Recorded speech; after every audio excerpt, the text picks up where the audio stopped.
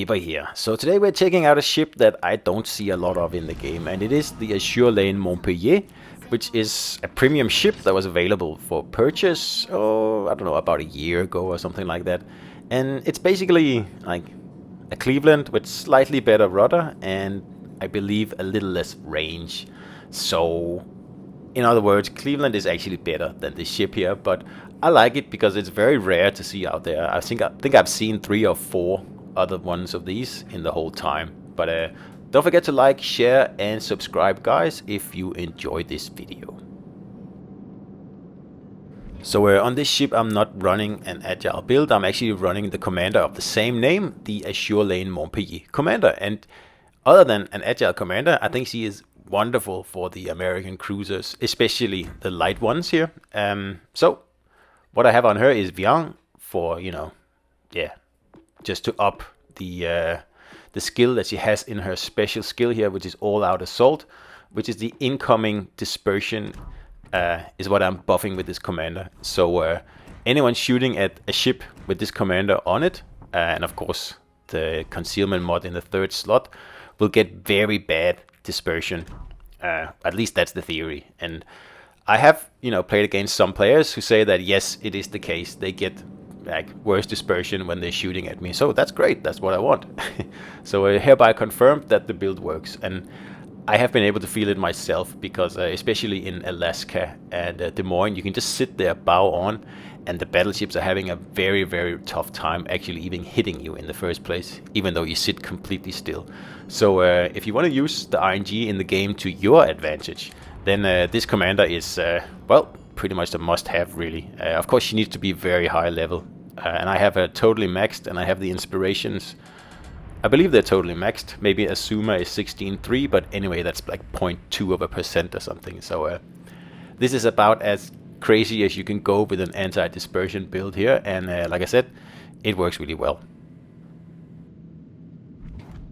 So the way you play the game is obviously a lot different when you have an anti-dispersion build on your cruiser than compared to an agile build. As you can see here, I am, assuming the island position, because yeah, I have anti-dispersion, but an island is always nice to have in these light cruisers here. And pretty much what I'm doing is I'm setting fires. And I mean, in this thing you can just stay broadside on to most ships and you won't really get punished.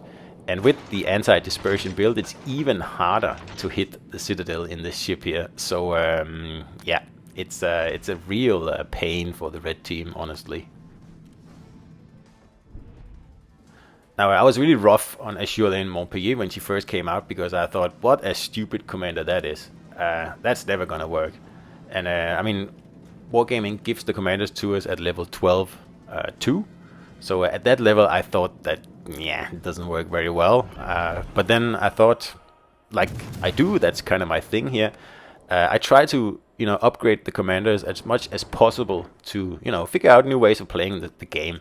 So I took it upon myself to level Montpellier fully, and then as well leveling Vian as an inspiration, because I wanted to see what can I actually make out of this anti-dispersion skill here that she has. And it turns out, well, it actually turned out really well. So there's not much to do over here on this flank here. So my destroyer has discovered another destroyer, so of course we come to help our destroyer. That's what cruisers do, and I see so many cruisers not doing that. So I'm just gonna come out here, so I have all my guns on target, and then I fire my radar to his, disgust. I'm sure he wasn't really expecting that. This way here we support our destroyer, and then perhaps in the future he will just, not destroy me, but support me. And he even gets the kill. Now I don't really like battles like this where the whole red teams go to one side of the map, because I can never really figure out like what is the better thing to do to actually, get closer to the enemies and then risking giving up this whole flank here in case, something happens.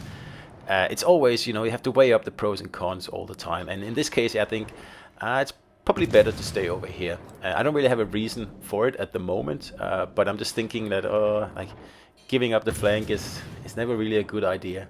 But it is a judgment call, and I mean, I guess I could have been going in a little bit more towards the middle if I have to look at it now. But then again, you never know what's going to happen. And as it so happens, not very long from now, someone is actually starting to cap the base, and that's obviously a perfect opportunity for me to actually do something, because honestly I haven't done much in this battle. Well, I have radar the destroyers, we got rid of a destroyer, but other than that I just want to set fire to things, and there aren't many things to set fire to over here, unfortunately. And because HE spam is so boring to watch, it's also a very boring way to play the game, in my opinion. We'll just speed past this unfortunate Heinrich here who gets farmed. But in the meantime, someone is heading to our cap, and the destroyer that I was defending before, he's heading there immediately. Really good destroyer player, so obviously I'm going to go back here and help him out. And he's doing the right thing here. He's getting into the cap and he's holding it, and just waiting for reinforcements before he starts to actually engage the destroyer. And I fire, so he knows that, okay, I'm not alone at this anymore, and that's when he then actually engages the enemy, which makes sense. I mean, that's what I'm here for. I'm here to back up the destroyers, and I'm not close enough yet to really be a threat. I'm not even in radar range yet, but when I will be, then this destroyer here is in big trouble. And he knows it, because he has no escape route now. The destroyer is cutting him off from going south, and I'm cutting him off from going pretty much anywhere else.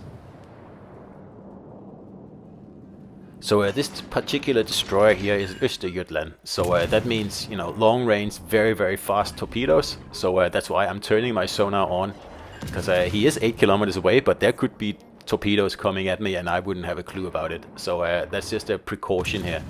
So I haven't used my radar yet, because he's fully spotted, and there's really no reason until he goes either dark or dies, as in this example here.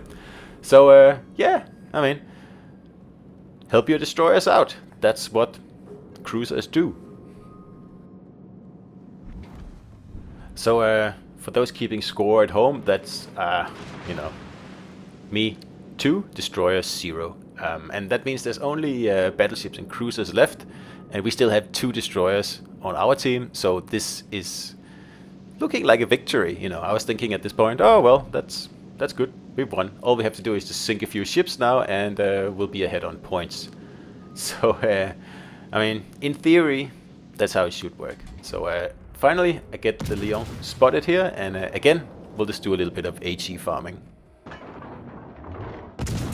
And again, nobody really wants to watch Island Boy gameplay. Take that, Aaron. So I'll just speed up the whole HE process here, where we just burn this unfortunate Leon here to the ground. And you can see when battleships shoot at you when you're unspotted, that's when they're desperate, because they know they're going to burn. So that was the Leon, but we're still behind on points. And I was kind of hoping that someone else would sink a ship, but that didn't happen. And time is running out now, so we have to get those 100 points one way or the other. So the mines is moving in here, and if we want to win this battle here, we pretty much have to sink this cruiser here quickly. So I mean, if I was in a destroyer, I probably would think about sacrificing myself in a YOLO torp attack here, because we only have 3.5 minutes left, and it's going to be quite a tall order to win this battle here. And again, I play the island boy here, sitting behind an island, lobbing HE at someone who can't possibly fight back. Yeah, good fun. So now you know why I don't really play these ships that much. I don't even know why I played Montpellier this time here. I just thought, let's take a ship out I haven't taken out in a while. And like I said at the beginning, it's also kind of fun because no one else plays this ship. So unfortunately, I have to change my target from the mines to the turrets here. And at this point here, the destroyer in the middle of the map should probably go for the red cap. But I mean, it's always hard to make these judgments in the heat of the battle. But when I'm looking at it now, that's probably what should have been done. But anyway, I'm going to stay down here and defend our cap. Because if we give up this cap here, we are going to lose for certain.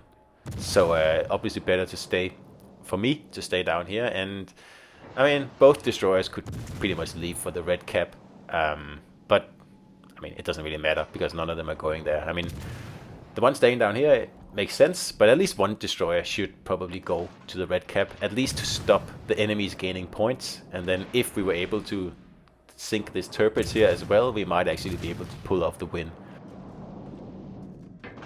So yeah, Montpellier, kind of a funny ship, because in all honesty, the tech tree ship, the Cleveland, is better, I think.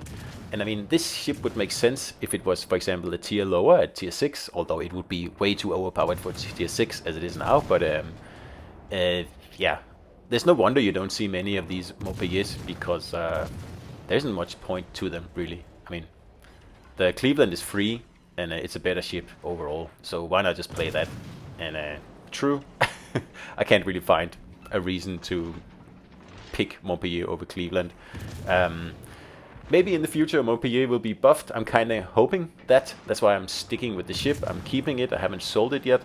I mean, surely they must have to do something to, you know, increase the appeal of the ship, especially it being a premium. I mean, why would you pay for this ship? It doesn't really make any sense to me. But now I have it, and I might as well play it. And especially if I play it with the, you know, the commander that kind of belongs to the ship. And yeah, it's a good build, but I mean, it works better on Cleveland. So unfortunately, we lost the Fletcher there. That was pretty much it, and I can just, you know, comfort myself with the fact that I have a few medals and, you know, a pretty good amount of XP, so this loss doesn't really hurt me that much. So just the high caliber in the last 30 seconds here, along with Confederate and Witherer.